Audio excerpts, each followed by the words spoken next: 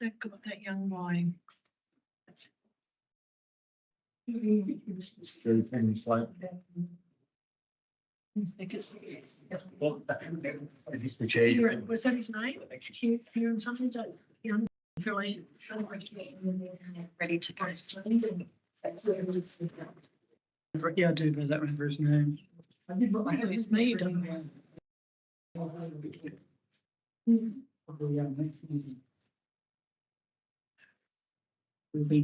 Yeah, that's right.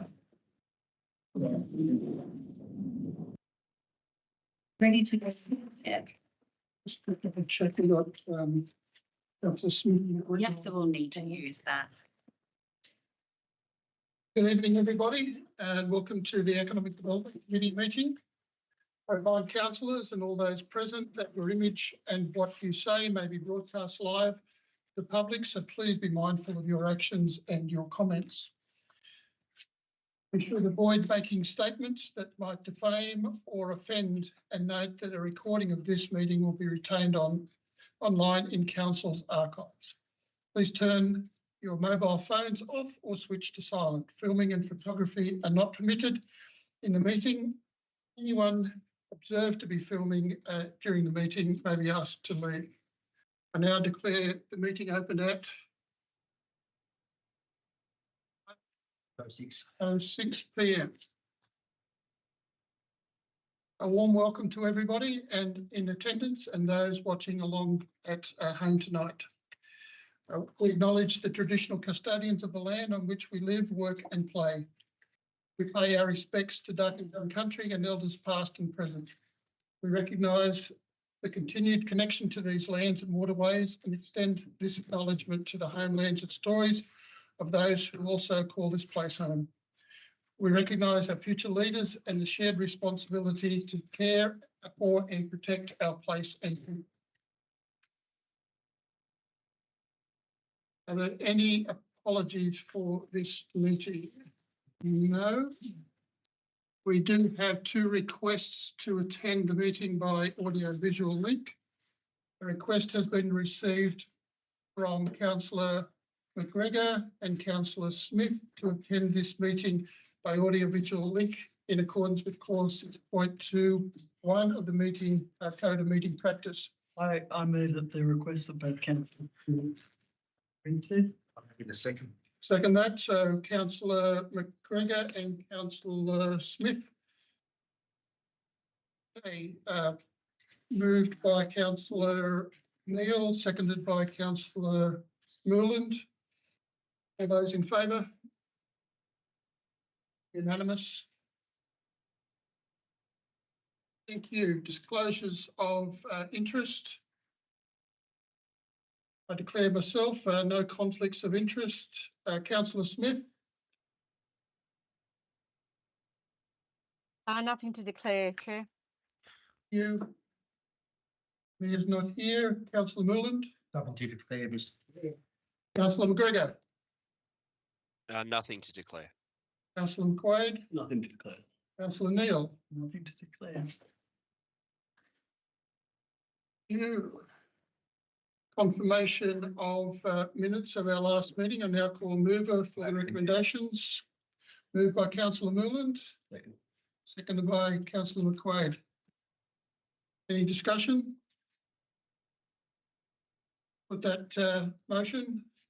All those in favour? Unanimous. Thank you. Now, item 1.4.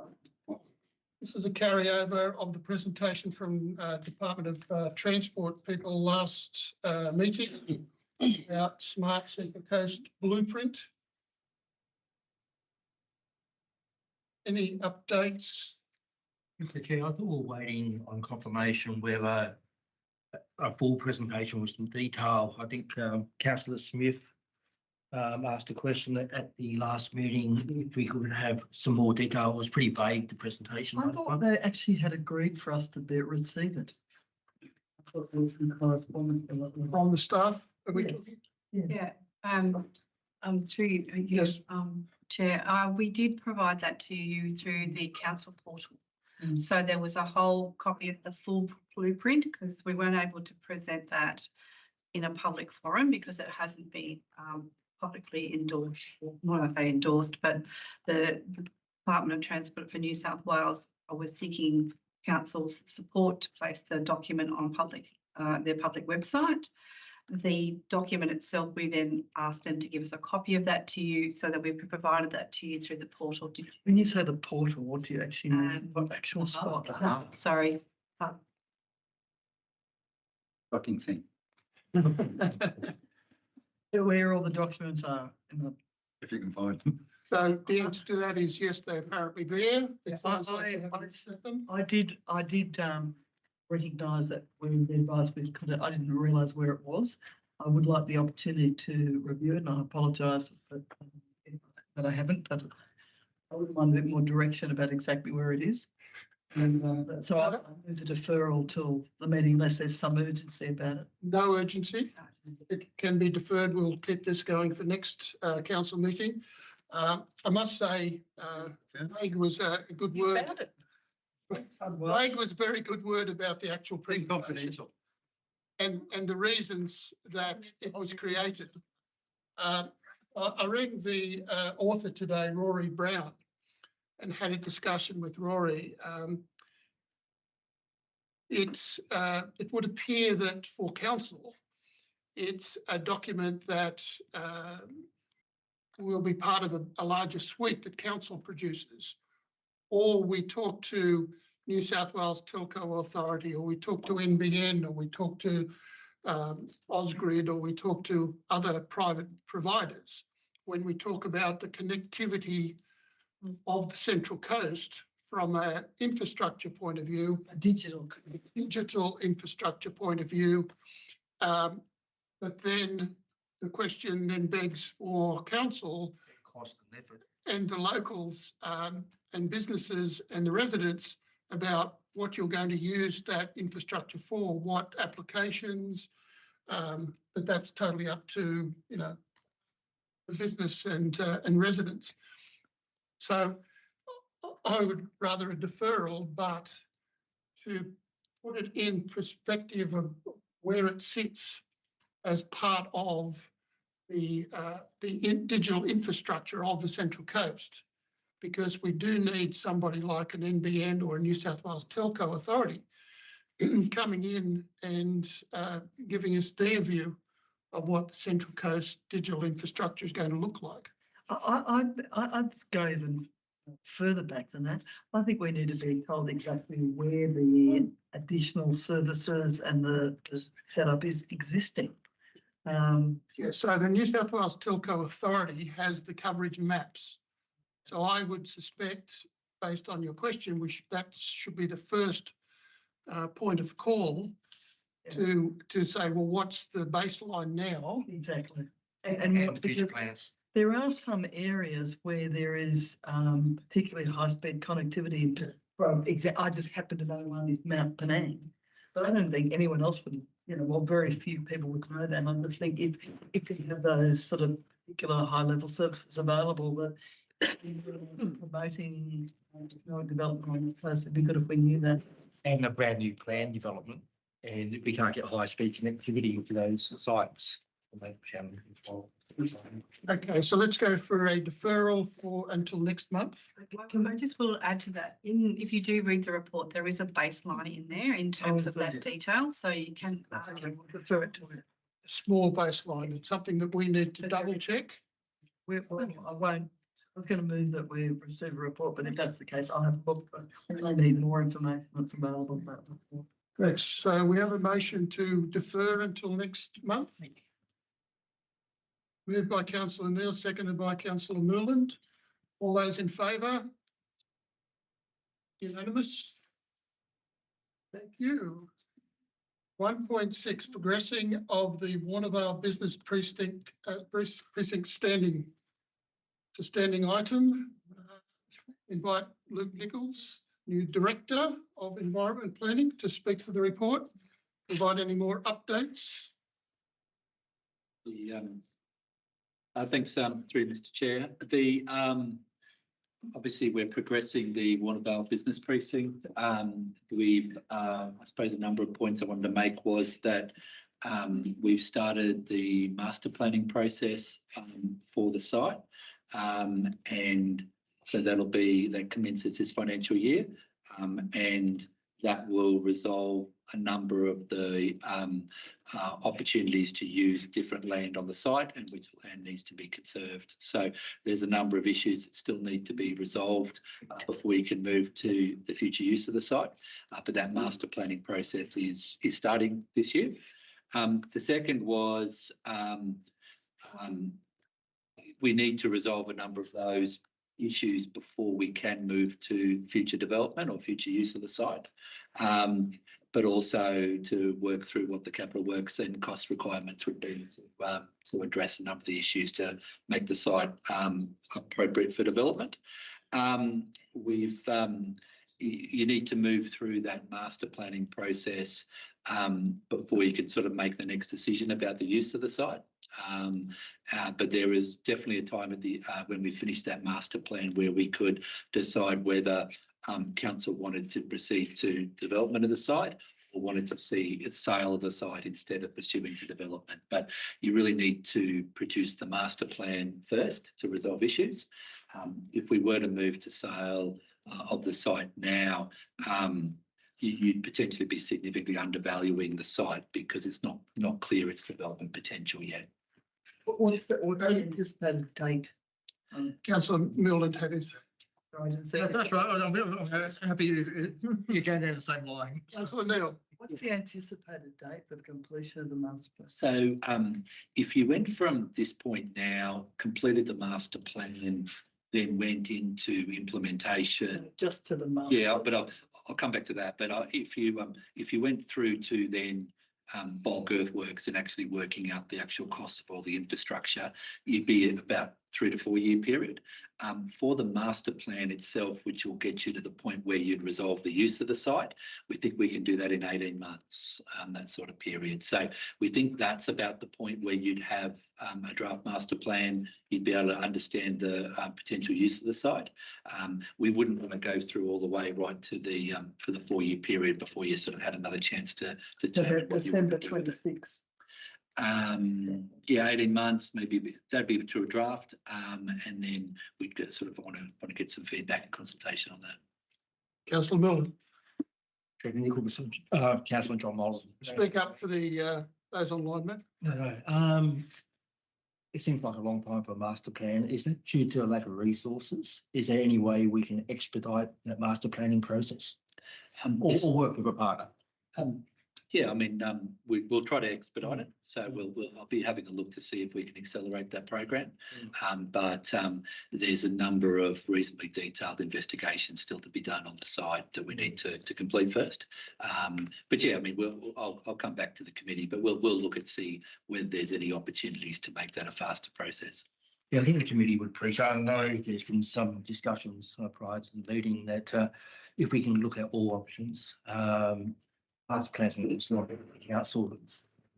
Is that money worthwhile going towards working with a large organisation that may be interested in the land and for them to take on the risk and the expense? You're right, we may not maximise that site, but the cost savings and the time savings and the jobs created over the next 5 years, if we can expedite the process, it may be worth exploring. Understanding that you've just been involved with. Sure, well, we'll definitely look and see if that could be speeded up, that process, but definitely encourage councillors to go through that master planning process, because even if it was to be taken over, sold and a development application come in, we'd want to have resolved a few of these issues before that process happened. Thank you. Councillor Eaton. Yeah, thank you. I'm aware of a local religious group who will site for school, probably a church attached. So this site was originally envisaged for that sort of development. Would that still progress in the shorter term, or does it still need more detailed planning studies? I mean, obviously they buy the land too. They're not suggesting that it would be granted to them. Through Chair, I encourage you to do the master planning process, because what that'll really do is identify the development footprint on the site. So any particular use will need to identify that development footprint, and that's what the master plan will give you. So definitely opportunities to then think about whether you want to commit to council developing the site, or whether it be sold after that master planning process. But at this stage, it's unclear what the development footprint is. Was all done. I mean, obviously there was a planning proposal according to the report, which I can remember, 2013. 2013, which did all that stuff. Now I understand there's new species and whatever since then, so you'd have to do some of the environmental stuff down, but you must have a fairly good idea what land is actually available to be developed. I encourage councillors there's a number of detailed studies that still need to be done, including Aboriginal heritage and a range of other things. And we'd need to go through those before we'd be able to identify the development footprint. But what I can do for councillors is look through to see if we can speed up that process. Whether we can, I mean, we want to get to the point where we can understand the future use of the land. It's definitely zoned, so the zoning is in place, but the development footprint on the site is not good. So it's zoned for business type uses. The enterprise zone. SP4, I think it is. Through you, Mr. Chair, I think where the confusion comes, Nicholas, is halfway through the report, it talks about the 2013 zone.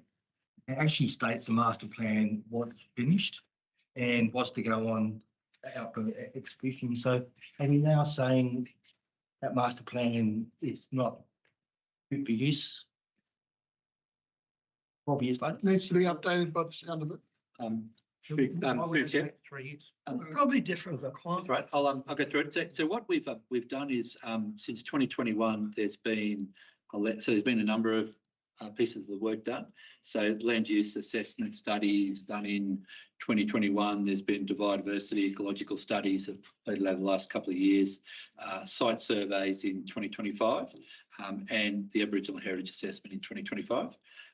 And so what we're needing to do is a number of issues now around the bushfire impact assessment, issues about some of the constraints on the site, and looking at finalising the Aboriginal Heritage Assessment. So there's some of the matters that we need to look through before we could finish a master plan. Councillor Smith? Thank you, Chair. I was just wondering if we could get some clarification through you from Councillor Eaton, what group he was talking about? Yeah, sure. It's the local Islam mosque at Wongi. All right, thank you. They're well patched up, they tell me. And obviously, I think, given that you've got the Anglican grammar school there at the edge, you know, it seems to be a logical place to. And a Catholic school across the road. Yeah. You know, a logical place to put them. You know, and they say they've got plenty of money. Okay, is that it, Councillor Smith? Thank you. Okay. So this is a standing item every month. We'll continually get updates from the director. So at the moment, it sounds like there's a number of investigations to go through. You will try and have them done as quick as possible. And at the moment, you're looking mid to late next year as the next gateway to say whether we proceed as a council in developing the site or any other options. Yes. Okay. All right. Any other questions for the director? No other questions? Okay, I think we have up there that the council receives and notes the contents of the report, so no actions coming out of that. Thank you, Director. Item 1.7, the Economic Indicators Report. So it's a standing item. Mel is an apology for tonight. Sue, any updates? To you, Chair, to the committee. This is just a standard updated report on previously at the April 2025 first committee meeting. We had a look at the indicators that council had in place in terms of reporting about whether it's, the labour market, whether it was youth employment. There was quite a number of indicators that we had on our council's website, and we decided to give you an update of what that looked like, but also present to you an opportunity of putting in an additional 3 indicators that the committee agreed that they would like us to report to you on a quarterly basis. Those indicators were looking at the labour market, looking at the property market, and also some of those train passenger movements to understand what was the change in the profile for the region in terms of people travelling outside the region and going to work out either to Newcastle or to Sydney, and whether or not that had changed over that period of time. The report basically gives you an update of that data and gives you the current figures that have come through from May and late April and early May. Thank you, Sue. So we've got Councillor Smith. Thank you, Chair. Thank you for the report. So I don't have any concerns about the report. Just a couple of questions. I was interested that a lot of the graph data seems to be reporting since COVID, and so we don't get the comparison pre-COVID and post-COVID. I don't know whether we've seen that kind of data before, but I guess is there it doesn't need to be in every report, but I'd just be interested to see some of those figures as a matter of comparison. That's my first point. And my second point, just on the property market one, I'm assuming that's just referring to residential. Do we have any figures on commercial property in terms of vacancies and rents and value?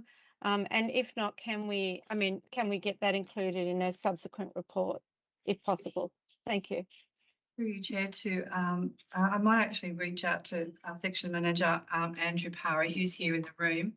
I believe we can, but I don't know to what extent that looks like. So, Andrew, do you mind just giving us a little update on commercial? The first thing, Councillor, through you, Mr. Chair, is we can get as much longitudinal data as you want, so we can go back as long as you want. So we'll definitely take that and revert back in terms of the next report to go for the years preceding COVID to see what the old real world was before the change in the environment. In terms of commercial real estate sales and usage, it's actually quite hard to get that. There's no one data set. It needs to be a manual operation to actually go in and see what's advertised, what's available along the way. There are some aggregated websites, but it's not a standard data source we can look at, but we can look to maybe create something bespoke that can help inform council going forward. All right, thank you. And maybe in terms of pre-COVID, if we disagree to compare with the 5 years post, that'd be interesting, I think, not necessarily critical, but interesting. Councillor Milland. A comment, I made the comment previously. I think the graphs are great and the data is excellent. I'd like to see probably what council does with it. It's great that it's being presented, but how is that going back into our strategy development? We know, so we take into account. Thank you. The question is in relation to the number of registered businesses on the Central Coast. There's been quite a drop-off over the last 4 periods. And that probably leads back into the comment. There's a drop-off, but there's no real commentary around that. So I'm wondering what we're doing. Is that an area of concern? I thought it would be. Construction. Is it? Through you, Chair, to Section Manager, and if you get into that question, please. Yeah, there's 2 key elements there. We found that of our 26,000 businesses, 8,500 sole operator tradies, and there has been a movement back working into construction firms. So they actually have been closing down quite significantly, those numbers. And at the back end of the inflation recession, liquidated small businesses have been exceeding new GST registered business across the country in the last 18 months to 2 years. So it's a national trend based on the back end of COVID, inflationary recession and current market dynamics. That's great feedback. Thank you. If that's the case, acting director, could that type of commentary be put in, especially if there's a dip or a bump or there's some type of trend, because that's really valuable for us, especially at the moment when we're putting together a economic plan for the region, having that better understanding. I wouldn't have understood that just by the graph. So Good point, and we definitely can do that. Thank you. Any other questions? Councillor McGregor, Councillor Smith? No, in the room. So my comment is about the labour force participation rate and hovering around 60%. I link that in a way to the childcare DAs that we still have in our system. We have about 138 childcare centres on the Central Coast for long day care. And we've got another 14-ish DAs sitting with council for, and a number of them for a long time. If we average it out of 100 places for each of the childcare centres, there's probably around about 1,300 or 1,400 families where the labour participation can't happen until those places are ready. So off subject, but to the Director of Environment and Planning, have you had a look yet at what is happening with those DAs for childcare centres in particular? Not at the moment, Chair, but I've got a briefing coming up next week by the DA team. And if you'd like, I could come back to the committee meeting next month and give you an update on it. That'd be good. I've had calls from a number of centres that are waiting, and they've got and parents. and well, parents as well. But they've got one of the places up at Hamlin Terrace has got a wait list of 600 families for one centre. If you could provide that, that would be fantastic. Mr. Chair, Councillor Milner? before the director started, we have asked for a report to come back in regards to how these type of developments could be streamlined and maybe fast tracked through the system due to the economic impact it's having on the region.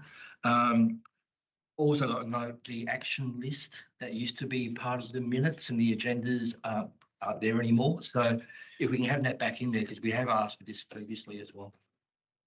Acting Director's taking a note. I will follow that up. Okay. Councillor Walsh. Thanks, Councillor McNamara. Can I just ask that DA that's in for that one centre? Yes. There are 600 families on the wait list. So are there other DAs in the area? I don't know. Is that kind of When the report comes back, maybe we could have a look at what suburbs the DAs are aimed at. Because up in Hamlin Terrace area, I would have thought that a lot of that new area, there would be a lot more DAs for new childcare centres. But I don't know is the answer to that. If we've got context, Mingara's had a DA in for almost 600 days. On a site where they've been able to build a hotel and develop a rest in their site, and they can't get a DA approved for a preschool centre, and they've got massive demand in the area as well. So there's something just not right. So that report would be really handy. So, and Councillor Millen, are you aware of waitlist numbers for that area? For Berkeley Vale, I couldn't quote them, but there's a report that was done by the ABC, I understand 6 months ago. It was called the Childcare Desert Report. And you click on an interactive map, and on average for the whole Central Coast, there's one place for every 4 to 5 children in each suburb. You said the ABC? It was ABC. It's called the Childcare Desert Report. It's really concerning, and it really does impact, as I'm sure you know, women re-entering the workforce, and especially for families that need to commute as well. The paid workforce, because Oh yeah, absolutely. out of the unpaid. Yeah. Okay, I think we're right there. Any other questions? Councillor McGregor, Councillor Smith? Nothing there. Any other questions in the room? Not. So the recommendation is that committee notes the report again. There's no actions from that, apart from what the Director of Environment and Planning got.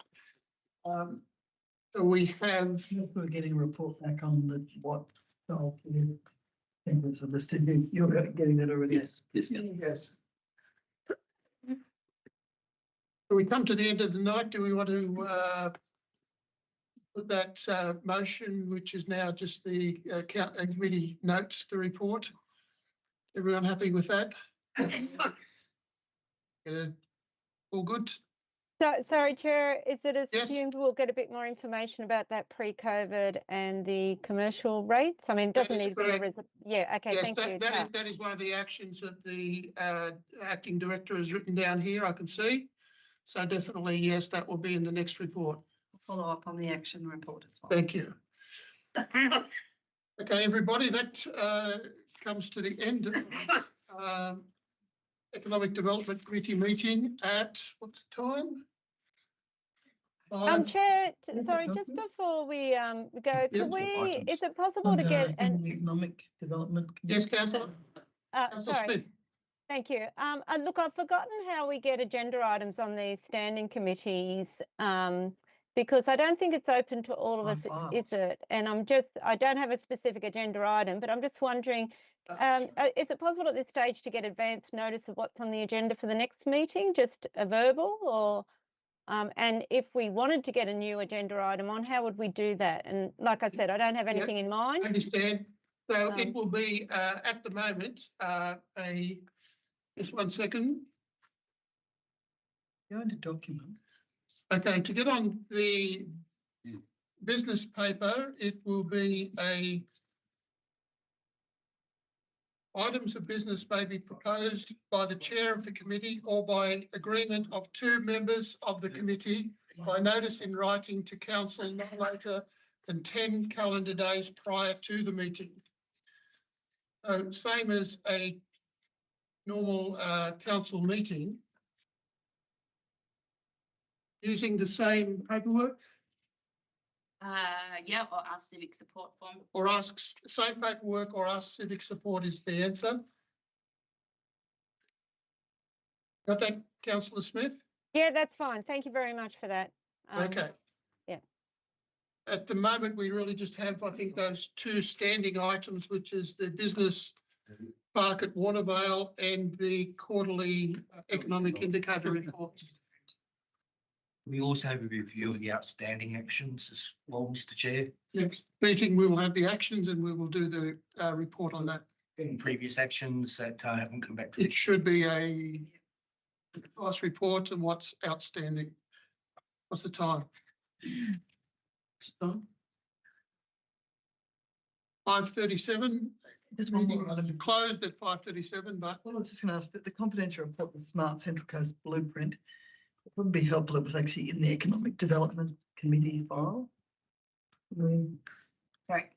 the Smart Central Coast Blueprint, it'd be good if it was in the Economic Development Council file, because it's folder. That's the economic development folder. Okay, yes. it can be confidential, but I didn't find it. Okay, Just loaded up onto the hub, so I just need to put it into that folder. okay. Meeting is closed, but any other discussions? No? Thank you, everybody. Sorry, it's very general discussion. I mean, childcare, they also need